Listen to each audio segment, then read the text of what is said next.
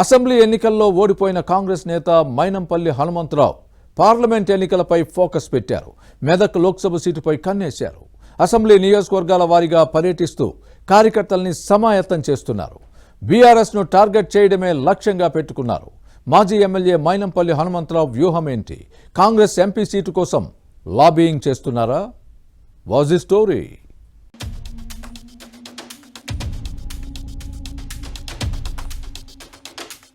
మెదక్లో పార్లమెంట్ ఎన్నికల వేడి రాజుకుంటోంది. ఈ సీటులో పాగా వేసేందుకు కాంగ్రెస్, బీఆర్ఎస్ వ్యూహాత్మకంగా పావులు కదుపుతున్నాయి.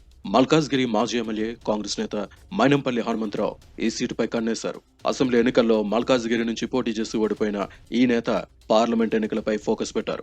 మైనంపల్లి హనుమంతరావు తనయుడు రోహిత్ మెదక్ నుంచి కాంగ్రెస్ ఎమ్మెల్యేగా నెగ్గారు. మరోవైపు అసెంబ్లీ ఎన్నికలకు ముందు తిరుమల వెంకన్న సన్నిధిలో మైనంపల్లి హనుమంతరావు అప్పటి మంత్రి హరీష్ రావుపై తీవ్ర ఆరోపణలు చేసిన విషయం గుర్తుపెట్టుకోవాలి. సిద్దిపేటలో మకాం వేసి హరీష్ రావు సంగతి చూస్తానని హెచ్చరించడంపై అప్పట్లో రగడ జరిగింది. అన్నట్టుగానే ఇటీవల సిద్దిపేటలో నిర్వహించిన కాంగ్రెస్ కార్యకర్తల సమావేశంలో కల్వకుంట్ల కుటుంబంతో పాటు హరీష్ రావును టార్గెట్ చేశారు. బీఆర్ఎస్ ను బొంద పెట్టేంత వరకు విశ్రమించబోనని శపథం చేయడం హాట్ టాపిక్ గా మారింది. కార్యకర్తలకు అండగా ఉంటారని హామీ ఇచ్చారు. మెదక్ లోక్సభ సీటులో సిద్దిపేట, గజ్వేల్, దుబ్బాక అసెంబ్లీ స్థానాలు కీలకం కావడంతో మైనంపల్లి హనుమంతరావు ఈ స్థానాలపై ఫోకస్ పెట్టారు.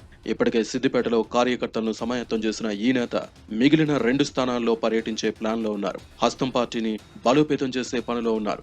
కాంగ్రెస్ అధికారంలోకి రావడంతో క్యాడర్ జోష్ లో ఉంది.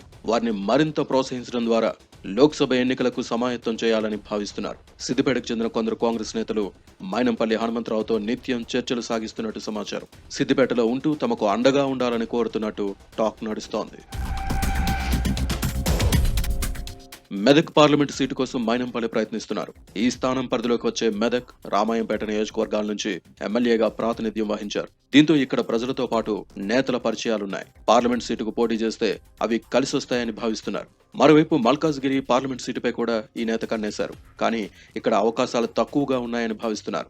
ఉమ్మడి మహబూబ్ నగర్ జిల్లాకు చెందిన ఓ మాజీ ఎమ్మెల్యే, బడా వ్యాపారవేత్త మల్కాజ్గిరి సీటు ఆశిస్తున్నట్టు సమాచారం. దీంతో మెదక్ లోక్సభ స్థానంపైనే మైనంపల్లి ఎక్కువగా ఫోకస్ పెట్టారు. అసెంబ్లీ ఎన్నికల్లో మల్కాజ్గిరి నుంచి కాంగ్రెస్ తరపున పోటీ చేసి మాజీ మంత్రి మల్లారెడ్డి అల్లుడు బీఆర్ఎస్ అభ్యర్థి మర్రి రాజశేఖర రెడ్డి చేతిలో ఓడిపోయారు. అసెంబ్లీ ఎన్నికల ముందు బీఆర్ఎస్ కు రాజీనామా చేసి హస్తం పార్టీ గూటికి చేరిన ఈ నేత వచ్చే పార్లమెంట్ ఎన్నికల్లో పార్లమెంటు సీటుపై కన్నేశారు. కాంగ్రెస్ అధిష్టానం మెదక్ లోక్సభ టికెట్ ను ఎవరికి ఇస్తుందో చూడాలి మరి.